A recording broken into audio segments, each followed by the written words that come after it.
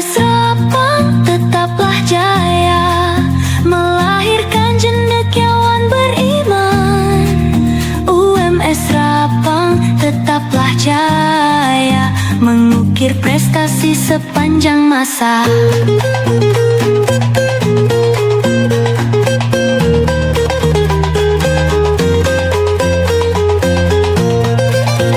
Assalamualaikum warahmatullahi wabarakatuh. Selamat pagi dan salam sejahtera untuk kita semua. Nama saya Misla Saputri, asal LPTK Universitas Sidenreng Rapang, dengan NIM 091 058 20241473, asal instansi UPT SD Negeri 179 Rampoang. Assalamualaikum warahmatullahi wabarakatuh.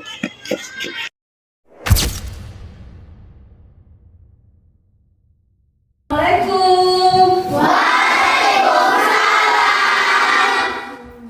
Selamat pagi semua. Pagi.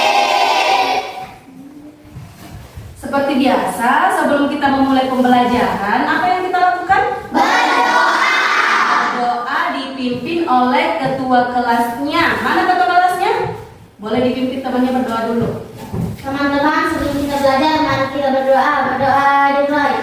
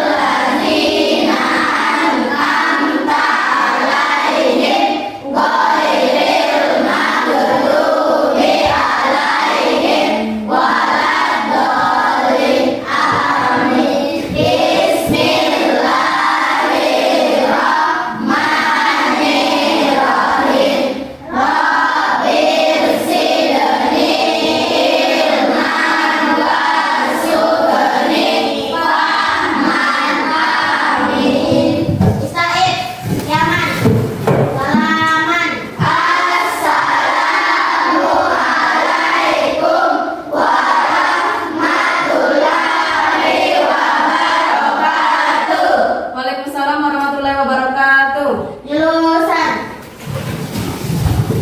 Baik, sebelum kita belajar, biasanya apa yang Ibu guru lakukan? Ibu mau lihat dulu siapa yang hadir, siapa yang sakit, dan siapa yang alhamdulillah. Ada yang sakit?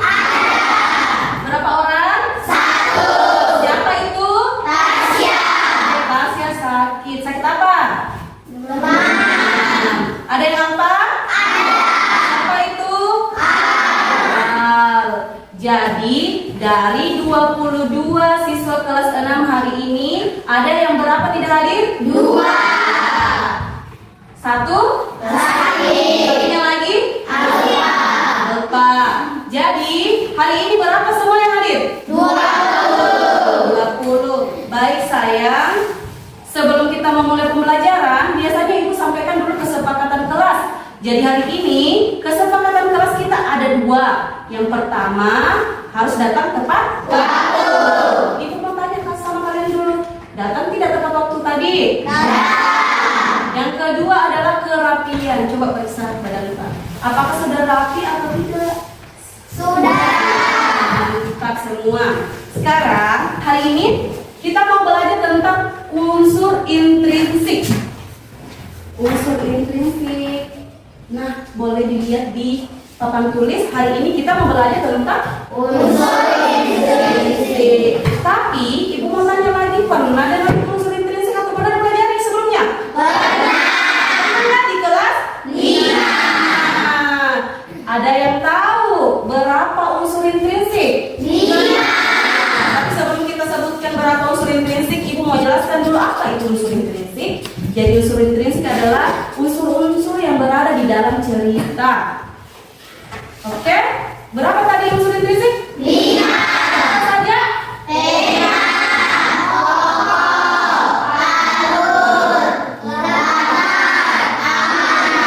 Oke, baik. Tepuk tangan dulu. Nah, adapun tujuan pembelajaran kita hari ini, yang pertama adalah menunjukkan sikap beriman, bertakwa kepada Tuhan Yang Maha Esa, dan berakhlak mulia, bergotong royong dan bernalar kritis dengan baik. Yang kedua, Peserta ini mampu mengidentifikasi unsur-unsur intrinsik cerita, tema, tokoh, latar, alur, amanat secara tepat melalui masalah dan menyajikan hasilnya secara lisan maupun tulisan. oke. Kan sebelumnya kita pernah belajar tentang unsur intrinsik. Nah, di dalamnya kan ada unsur-unsur, terkandung unsur-unsur ada 5. Pernah dengar cerita bawang putih bawang merah? Pernah. Pernah. Pernah. Di dalam cerita bawang putih bawang merah, hal apa yang menarik di dalamnya? Apa yang membuat kita suka dengan cerita tersebut? Apanya? Baik. Tokohnya? Baik. Apa lagi yang menarik? Jalan ceritanya. Oke, sekarang Ibu ada sebuah video. Video. Jadi kalian simak ya baik-baik. Ini tentang unsur intrinsik dan bagian-bagian unsur intrinsik itu. Yuk kita saksikan dulu ya.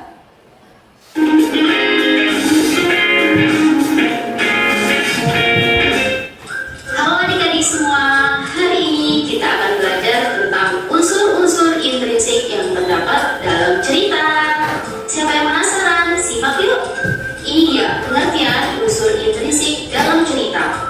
Unsur intrinsik dalam cerita bermakna yakni unsur-unsur yang membangun cerita dari dalam. Nah, itu dia unsur-unsur intrinsik dalam cerita. Ada yang tahu apa saja unsur intrinsik dalam cerita? Yang pertama, tema.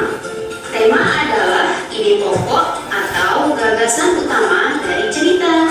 Tema itu dari awal cerita ya. Yang kedua, tokoh atau penokohan. Tokoh adalah pelaku dalam cerita itu sendiri. Sedangkan penokohan artinya pemberian sifat pada tokoh. Yang ketiga, alur atau plot. Alur bermakna jalan cerita dari awal hingga akhir. Bisa alurnya maju, bisa alurnya mundur, atau menggunakan alur campuran. Yang keempat, amanat. Amanat merupakan pesan moral yang ingin disampaikan penulis kepada pembaca. Dan yang terakhir adalah latar.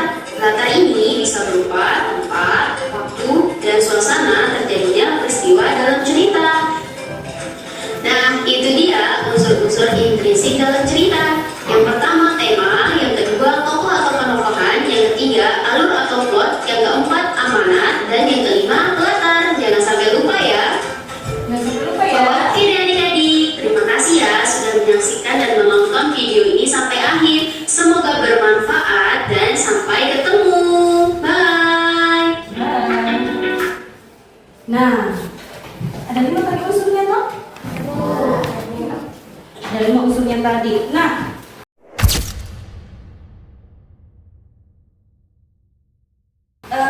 dari video yang kita saksikan tadi, kenapa kira-kira disuka itu tokoh dalam cerita? Apanya? Baik, oh kata baiknya. Terus, apanya lagi? Sehingga cerita itu menarik kan? Yang pertama tokohnya baik, apa lagi? Jalan ceritanya yang menarik. Iya, jalan ceritanya yang menarik dan kemudian gampang diingat, mantap. Lanjut. Di sini Ibu ada sebuah cerita. Judulnya apa, Nak? Bisa dibaca? Bisa. Apa judulnya? Si kancil dan buaya. kancil dan buaya. Boleh kita baca dulu sebentar, Nak? Ibu kasih waktu 2 menit. Silakan dibaca. Di perpustakaan sekolah kami menemukan cerita berjudul Si Kancil dan Buaya. Si kancil dan buaya. Terus di suatu. Di suatu Silakan dibaca dulu. seekor kecil yang cerdik. Suatu hari si kancil ingin menyeberang sungai untuk mengambil meskipun di seberang. Namun sungai itu penuh dengan buaya yang siap memangsa siapa saja. Si kancil mendapatkan ia memanggil buaya lalu berkata, aku dipun jumlah buaya Kalian harus berbaris dari tepi ke tepi sungai agar aku bisa menghitung. Buaya-buaya pun berbaris rapat. Si kancil lalu melompat dari satu buaya ke buaya lain. Sambil berpura-pura menghitung. Setelah sampai di seberang, si kancil tertawa dan berkata, terima kasih buaya. Sebenarnya aku hanya ingin menyeberang, bukan menghitung. Buaya pun marah karena merasa ditipu. Namun si kancil sudah pergi dan menikmati menghitung di seberang sungai. Sekarang kita mau mengidentifikasi unsur-unsur intrinsik pada cerita Si Kancil dan Buaya. Tadi sudah disaksikan kan? Sudah dilihat? Oh, aku tahu nih apa itu tokohnya Si Kancil dan Buaya, siapa pemainnya di dalam. Oh, sudah aku tahu nih apa temanya. Kan? Iya, sudah terbayang-bayang di pikiran tak tahu. Nah, Ibu sudah membagi kelompok. Jadi, silakan lihat nama-namanya. Di kelompok 1 di sebelah sini sudah lihat namanya kelompok 1? Ada Aini, Hafisa, Lukna, Iqfa, Akil, dan Aslan. Boleh bergerak. Kelompok 2 sebelah sini ada Naifa, Dinara, Afifa, Atifatul, dan Furqan. Kelompok 3 di sebelah sini, sebelah kanan Ibu ada Nadia, Abida, Hafisa, Asifa, dan Al-Farok.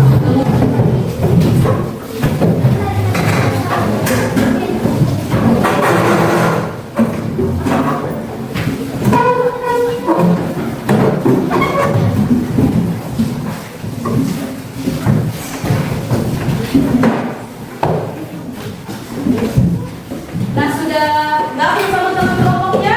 Sudah. Ibu ada tugas.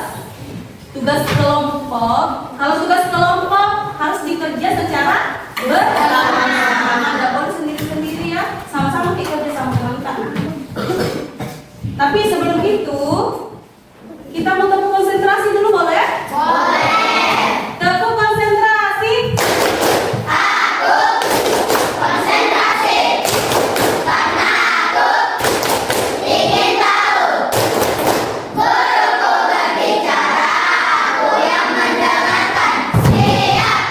Iya, mantap semua.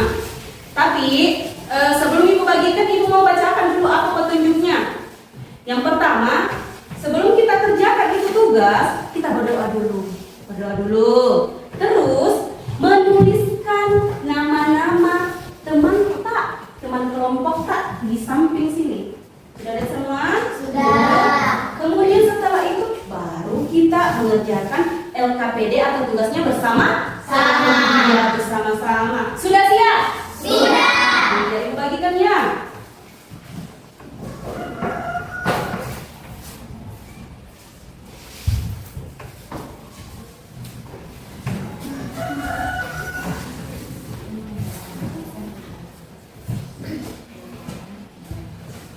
Oke, silakan dikerjakan. Ingat, selalu lihat petunjuknya. Ingat dulu petunjuknya, nak. Apa yang kita lakukan sebelum mengerjakan?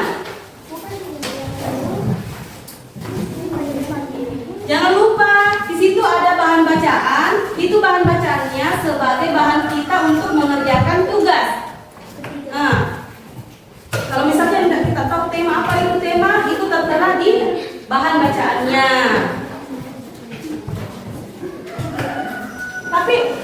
kita kerja itu KPD-nya baca dulu ceritanya ya. Nggak bisa itu di kerja tugas tak kalau misalnya nggak dibaca ceritanya sayang.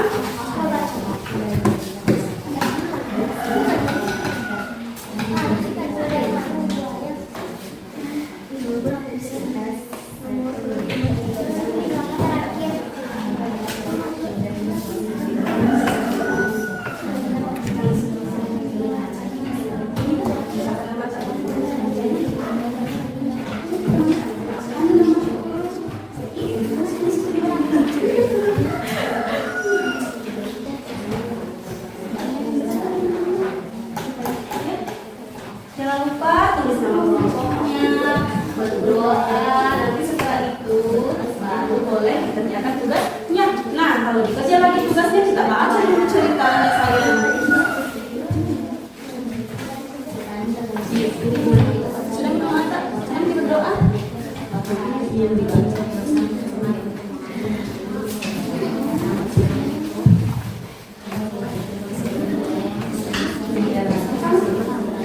Satu yang membacakan, yang dua ya.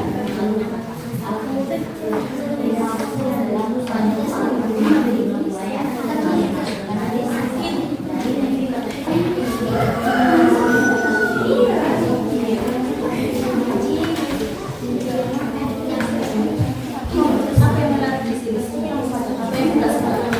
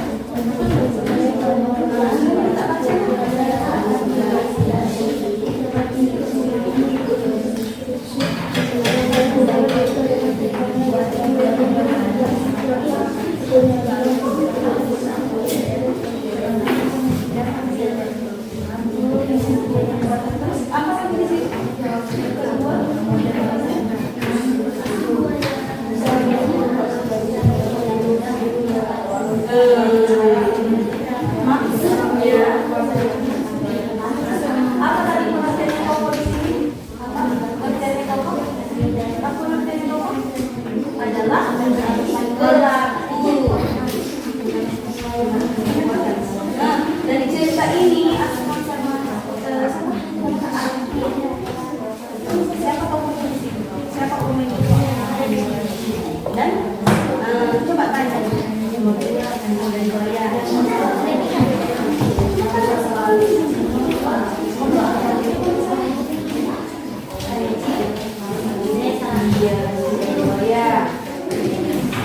Ini temanya tentang bla bla bla. Terus tokohnya atau pemainnya siapa saja.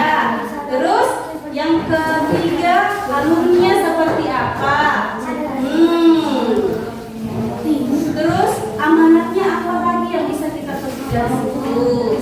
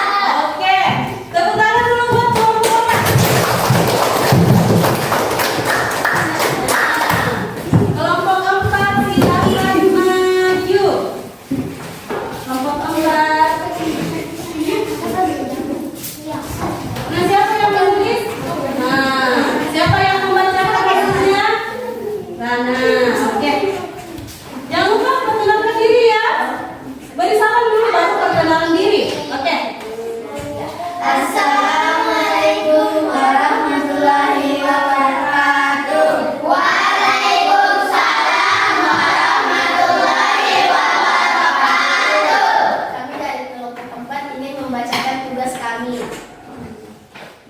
Yap, boleh mulai? Siapa yang menulis? Boleh ditulis di sini saja. Oke, yang lain perhatikan ya.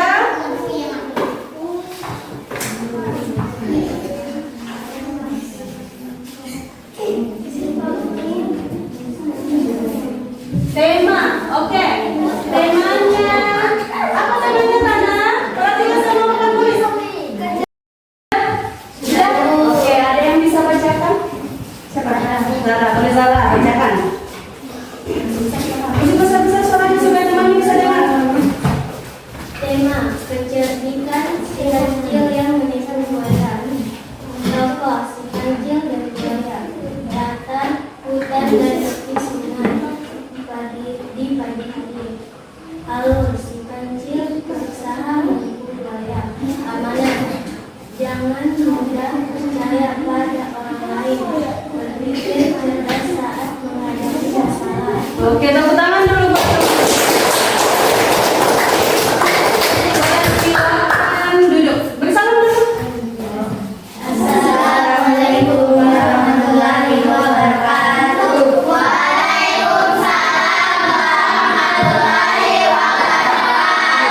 Boleh duduk.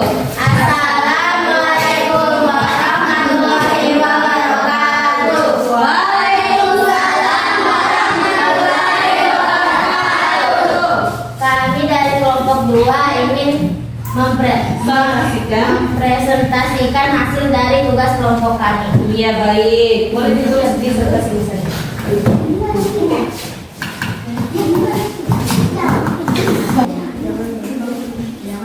Sudah? Sudah? Oke. Tepuk tangan dulu buat temannya.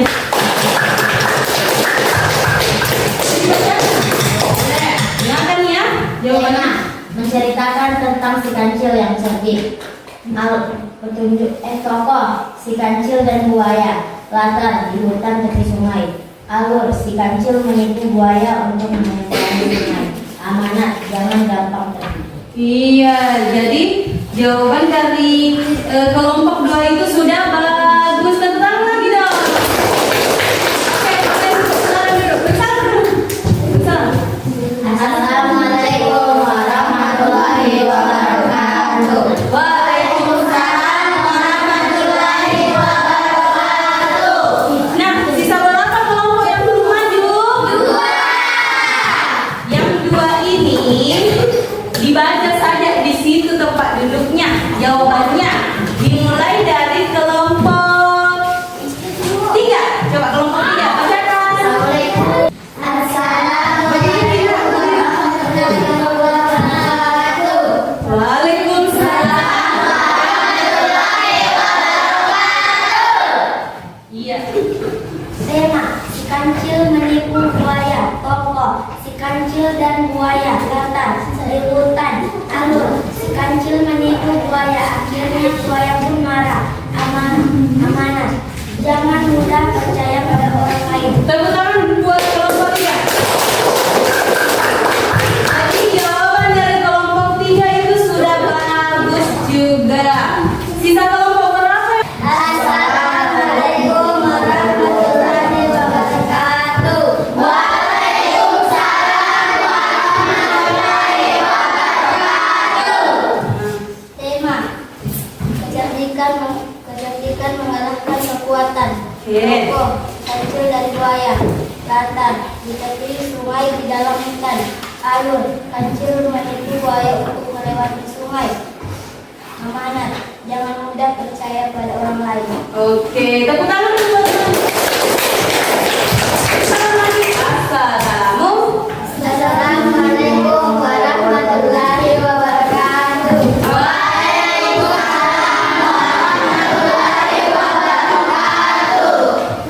Jadi jawaban kalian tadi sudah mantap semua. Dari Ibu bacakan dulu ya. Dari hasil kerja kelompok kalian itu tidak beda jauh jawabannya. Tidak beda jauh. Temanya hampir sama tentang kecerdikan si kancil. Dan memang kecerdikan si kancil mengalahkan kekuatannya buaya. Lanjut, tokohnya ada dua, buaya dan si kancil. Kemudian latarnya terjadi di dan memang itu kejadiannya si kancil menipu buaya itu di sungai, di tepi sungai, di dalam hutan. Atau ada jawaban lain? Jawaban lain ada? Tidak ada ya, memang terjadinya di hutan. Kemudian alurnya atau jalan ceritanya itu adalah si kancil menipu buaya untuk menyeberangi sungai untuk mengambil apa? Timun. Sampai di sini ada pertanyaan? Lanjut ya, lanjut.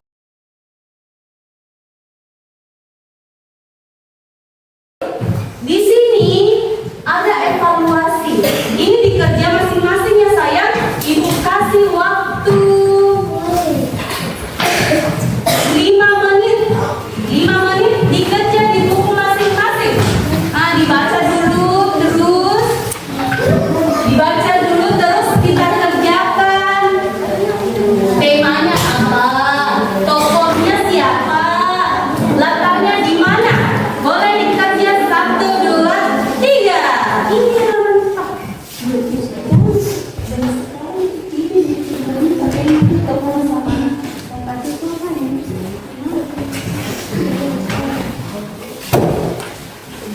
Yang dikerja itu nak ya cuma 3 saja. Temanya, apa temanya? Terus siapa tokohnya? Dan tempat kejadiannya atau Nah, dari pembelajaran hari ini, Ibu bisa menyimpulkan bahwa kelas 6 bisa menganalisis unsur-unsur intrinsik yang ada pada cerita apa tadi si kancil. Mantap. Jadi pembelajaran hari ini Ibu anggap sudah selesai. Tapi untuk pembelajaran berikutnya kita masih membahas tentang unsur intrinsik. Baik, selanjutnya berdoa. Mau pulang?